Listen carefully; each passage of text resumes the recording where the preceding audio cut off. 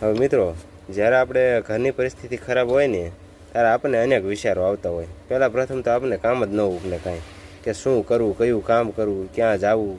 પ્રથમ તો આપણે એ જ વિચાર આવતા હોય. કોઈની પાસે પૈસા માગવા, કોઈ આને ફોન કરું તો આપશે કે નહીં આપી, બધે આપણને વિચાર આવતા હોય ને કામ કાંઈ ઉકલે નહીં.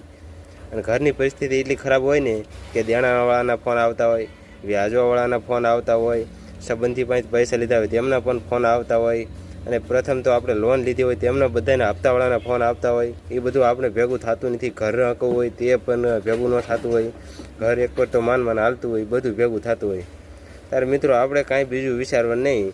ત્યારે ખાલી એક મનમાં વિચાર રાખવાનો કે પહેલાં પ્રથમ તો આપણે ઘર કઈ રીતે હાંકવું.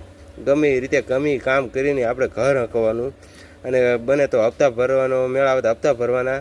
અને સંબંધીઓને એમને કહી દેવાનું કે હમણાં કાંઈ થાય એવું નથી, થોડોક ટાઈમ પછી કરી દઈશ. સરખી રીતે આપણે જવાબ દઈ દેવાનો કે ભાઈ નહીં થાય ને તારથી થાય એ કરી લીજે ને. એ બધું કરવી તો પછી વધારે વધી જાય.